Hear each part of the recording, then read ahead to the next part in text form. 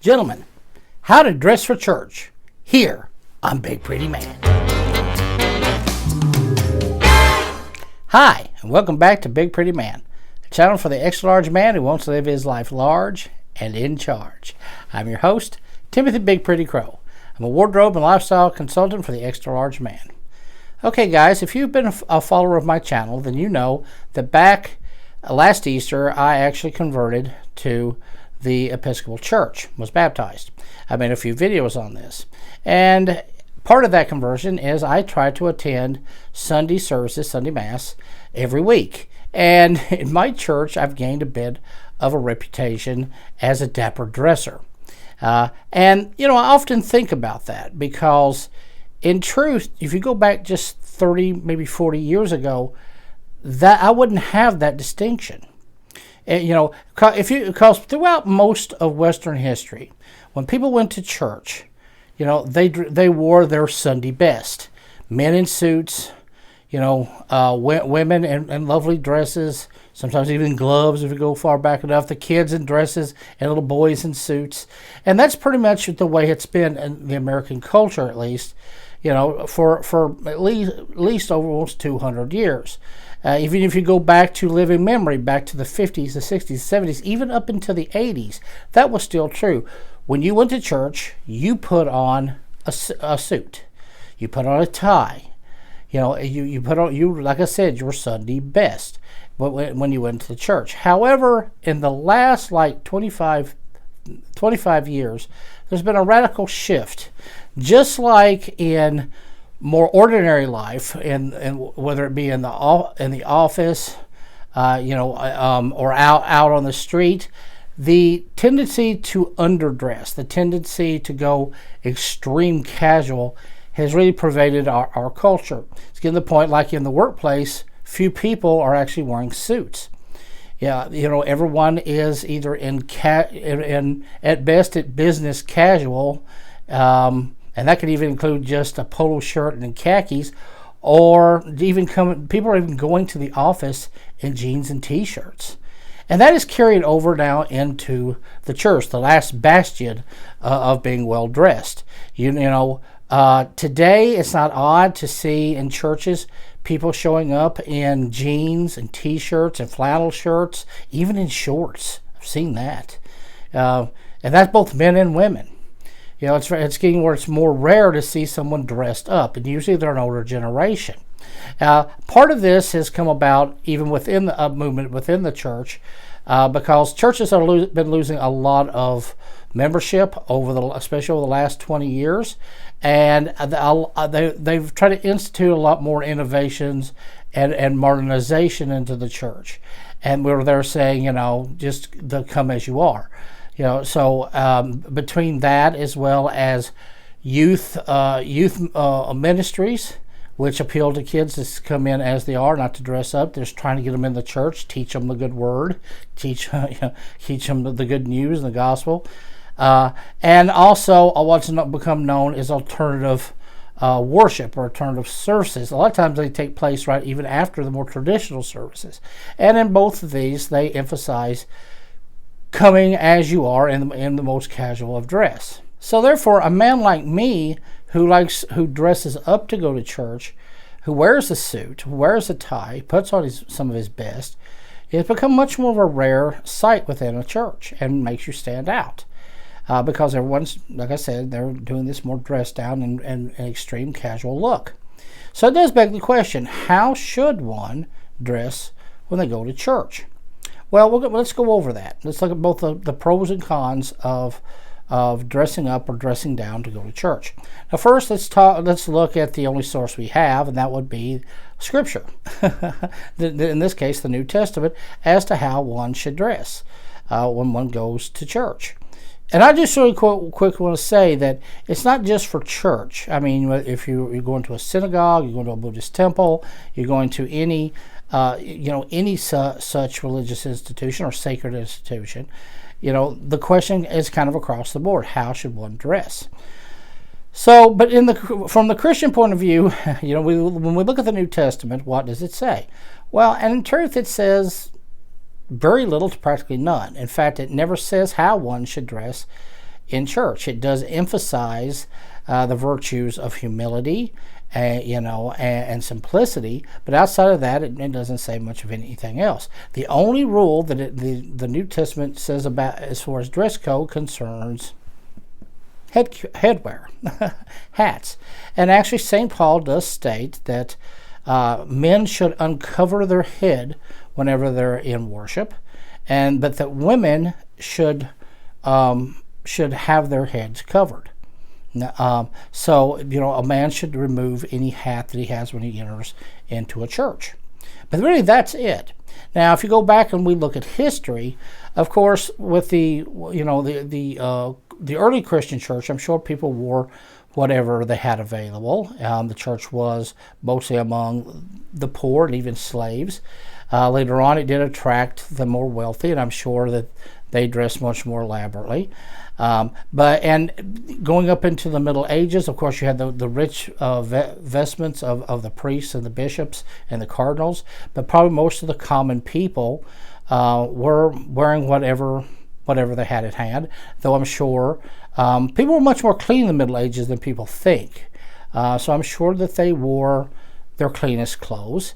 And this carried on. We know once a more middle class developed, that people would dress up to go to church. We have that in paintings. And this carried on over, as I said, into it's both in England, especially if you look at England and you look at the United States. As I said, the Sunday best. You put on your best clothes to go to church. And it's only been in the last 25 years that we've started dressing down. So the question comes, what are the pros and cons of dressing down, as opposed to the tradition of dressing up to go to church? And we're going to go over. Let's go over the pros of dressing down rather than dressing up for church. And there are a few, and I even acknowledge them. One would be to take the teachings of the church outside of the church building itself and place its ethics and its practices in everyday life. And that can be reflected or kind of associative of when you come to church, you wear the clothes that you wear every day, thus removing a difference between the worship and the ideals within the church as opposed when you're outside the church. So it could even be said it places it that you're always in church, which is a good point. Is you're not just religious when you go inside of the church. There's even an old joke among Baptists about Baptists, who are against drinking. They say, Baptists don't recognize each other in a liquor store. So it's kind of that mentality, practice what you preach. And that's easier to do if you are not separating your lifestyle from the way you act in church. If you're acting in church, you're going in to the church and acting one way, but when you leave, you're taking it off with the good clothes. That's really defeating the point. And I can definitely see that. Now, another good point about dressing down from the church's perspective is it helps eliminate class distinctions within the church. In fact, George Carlin, even made a joke about this. He said that going to church was just a building where we went once a week to compare clothing, and it should never really be that. But it's really easy for that to happen in a church when you have members that are much more wealthy or well off than some of its other members. Then all of a sudden it becomes a judgment and a pecking order, a hierarchy based on economy as to who's all dressed up and wearing the best designer clothes and jewelry and all that, and who's not. So by making the church more casual, where people come in casual wear is much more universal and less expensive usually, you kind of eliminate that to some degree. So so I can see the pros to that. Also, it may attract people to come to church that may have been put off from going to church because they didn't have good clothes. Maybe they don't have enough money to be buying suits to be buying good brand name clothes and good shoes, and they don't have a tie. Maybe it's not their lifestyle. They may be intimidated and think, well, I can't go to church, I don't have a suit. So, I don't have a suit to my name, I don't have a pair of good shoes. So by casual being accepted, then then anybody can attend. And also, let's not forget that Jesus said, blessed are the poor. So, the poor in the church should not be judged by by the way they dress. In fact, Jesus even said, judge not lest ye be judged. So, and that dressing more casual helps eliminate that class and elitist ideal. And, and I think very good points to make. Well, now that we've talked about the pros of dressing down in church, now let's talk about the cons of dressing down in church. And in my opinion, there are many. And the first thing I want to talk about, which is kind of defeated with the come as you are, is the mundane experience of life and the arcane experience of life. Now, the mundane is, of course, the everyday world. It is our daily routine. It's our daily physical reality. It's the getting up, going to work, going to school, doing your grocery shopping, watching TV at night, going to bed, hanging with your friends on the weekends, that type of experience. It is the day-to-day routine of our lives, and both socially and personally. Now, however, we have a different experience in life, and that is known as the arcane, or the hidden, or the different, or the sacred. And then this is usually symbolized by a separate space or place where we go that is taken away from that mundane world. It's stepping out of that mundane world into a more sanctified and sacred space, and which has its own rules. It has its own identity. It has its own expectations. And this space, is, like I said, is very important to our psyches because it removes us from that mundane so we can be more reflective and contemplative and even spiritual. Now, sometimes these can be holy places, or they can just be special places for meditation, or places that remove you from that reality to help you distress and step away from your world. Good example is, like, other than the religious, would be like people who do historic recreations. They put on different outfits from different ages. They speak differently. There's different rules, different expectations, different mannerisms and ethics. And and in that world, they've created their own sacred space, their own arcane reality away from that other reality. And and that's very helpful and actually very vital to us. And when it comes to a religious space, a sacred arcane space, then this is a place that is where we're extremely spiritual. And in that space, we have different types of respects. We have different types of expectations and rituals and practices, and and different types of ways of speaking. So and that, of course, with Christians would be the church, because the church is seen as a sacred place, a place with the presence of God, the altar of God that you go to. And of course, within that communication, you are, for that hour and a half, you are removed from your mundane life. Not that it cannot be good for your mundane life, and in fact, it is good for your mundane life to be there, because it makes you, it more centers you on what you believe and what you think and what you wish to practice in your life.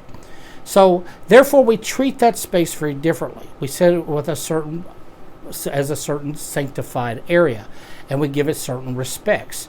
We remove what's normal from our mundane lives that does no longer apply in this space. And that would be whether it's a major religious center or a simple church. And if you are treating this sacred arcane space the same as you do your mundane life, you're dragging that into it, when you're just eliminated its sanctity, its sacredness. It now becomes just part of the mundane routine, the mundane world. So you might as well, you just pull the plug out of the church, and it's one of its major functions. You might as well just stay home and pray. Just do it yourself. It's part of your mundane world now. You have no sacred space. But no, see, that defeats the purpose of a church. A church, really, the word church actually comes from the word meaning community. It is a community of Christians that come together to worship and to into this sacred space that they share. So therefore, when we go into these sacred spaces, we have to treat them differently in the way we speak, in the way we act, in the way we interact with people, and also in the way we dress. Going in your ordinary clothes, you're removing yourself from that sanctity. So that is an argument that when you set this site apart, that you give it a special respect. And that's another thing. It can come down to simple respect for God. Obviously, if you're going to church, you believe in God and you believe in Christ, right? So, so by you're showing up in your everyday clothes to what is you consider to be a sacred space or a house of God. I always use this example when people ask me about why I dress so dapper when I go to church. I'm like, okay, picture that if you're sitting at home, all of a sudden there's this bright golden light that doesn't hurt your eyes, comes into the room, a wonderful sweet smell, and an angel comes flying down and he hands you a golden invitation. And he says that God wants you to come to dinner on Sunday. Dinner with God. Now, how are you going to dress for that for that meeting? Are you going to go in jeans and a shirt to meet the master of all the universe, the omnipresent and transcendent God? Or are you going to put on the best clothes that you have? You would dress up to go meet the president. You dress up to go meet a celebrity. But you won't dress up to go meet with God? And then what church is supposed to be? A house sacred to God where you go speak to Him in a special sanctified, profane space? Why would you want to dress in everyday clothes? And that's what I always say. I always picture it as, okay, I've got an invitation to go dine with God today. How am I going to dress? And I dress appropriately. So really, to me, that is the strength of dressing well when you go to church. So with all that consideration, how do I think that you should dress for church? I think you should wear the best clothes that you have. Regardless of your class, regardless of the style, you should wear the best clothes that you have, not to impress the people in the church, but to show your own personal respect for God and the sanctity and the sacredness of a holy place. So, obviously, that would actually fall, of course, to a suit. I think that if you have a suit, you should wear it to church. I know that a lot of older men that I knew who were farmers, poor farmers. That's where I grew up in Kentucky. All through the week, there'd be bib overhauls, usually all tattered and tore up. And even you could tell they've been washed 1,000 times, and the mud is just ingrained right into the fiber, and flannel shirts and caps. But you come Sunday, that same suit, they had one suit, and it came out every Sunday, and they'd wear it till it's threadbare, but they'd have it on. It's the best they had, and they showing God that respect, and they had on their one suit. Which they probably got from the Sears and Roebuck catalog, but they had it on, and I think that that's a standard that we need to return to. Is that if you have a suit, even if it's just one suit, your Sunday going to church suit, then put it on. And as far as that goes, say you do not own a suit, you can't afford a suit, then you wear the best clothes that you have. If you only have one good dress shirt, you wear it. If only thing you have is jeans, you don't have dress pants, then wear the cleanest jeans that you have and starch them. It's hard to starch jeans, but I've seen it done. But you wear them as straight as you can wear them with your dress shirt. And it really goes by that scale. If you don't afford a suit and you've only got a blazer, wear that blazer. If you don't have a blazer, and slacks, then put on your dress shirt and your slacks. And if you don't have slacks, put on the best pair of jeans you have. If you only got one good pair of dress shoes, you wear those dress shoes. If you can't afford dress shoes, then you wear the next step down that you do have. Wear the best that you have. And here's the thing, in the churches, as George Carlin pointed out, this is not a building where we go to compare clothing. This is for God. You're dressing for God, not for the congregation. And if you're judging somebody the way they dress in the church, you're missing the entire point. Don't judge people. You shouldn't judge people anyway, and especially if it's on some sort of economical level. You praise them and you accept them in brotherhood, no matter what they're wearing. And I'm sure that was absolutely true even back in medieval time, even with serfs. They may have only had wool tunics, but I promise you that on Sunday when they had to go to Mass, they put on the best, cleanest tunic that they had. Even if it was stained, it was clean, it was the best they had. And that's what they had on. And and I think we need to carry that on when we go to church. Wear your best. You're being invited by God to his house. Dress the best that you have. Now that also brings down to the question of, well, okay, say I'm wearing a suit. What kind of suit should I wear? Well, should it be flashy? Should it be conservative? Well, I think that's really up to you. I think that it should be respectful, and and to be respectful doesn't mean you can't show your own style, that you can't show your own personality. There's nothing wrong with bringing a little character into your individuality into your dress. For instance, today is Sunday. It's Sunday evening actually, and what I'm wearing right now is what I wore to church today. Now, I'm wearing a black suit, a black suit, and even though a lot of times most people go conservative at church, I think that's fine. But I've got a little bit more a little bit more flash, a little more pop, in my clothing. So I'm wearing a purple shirt and a yellow tie that match with matching pocket square and boutonniere.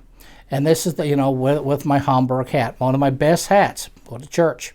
So this is the way I went to church today. But yet I'm seen as this great dapper dresser at church. I'd love to see every man in that church dressing the same if they can afford it. So you want the standard. Keep it. Don't get too flashy. Don't get too out there. Keep it somewhat restrained. But at the same time, it's nothing wrong with showing a little bit of individuality and character when you are worshiping God. This is your own expression and character that you're bringing into this sacred space. So long as it is respectful, you can wear, you can dress it up and give it as much pop as you feel as you see fit. Trust me, God will understand, and most likely smile at you for it. Well, okay, folks, that's all I have for how to dress in church, at least from my point of view. Take it for what it's worth. But, if you are enjoying these videos, please, if you haven't subscribed already, go ahead and hit that King Henry head with my pretty face and give me and subscribe. Also, give me a like. And you know what? Share this video. Let everybody know about Big Pretty and Big Pretty Man. And so just remember, when you go to church, dress in your Sunday best, whether that be your best T-shirt all the way up to your best suit. But no matter what you do, even when you're standing in the house of God himself, you stay pretty.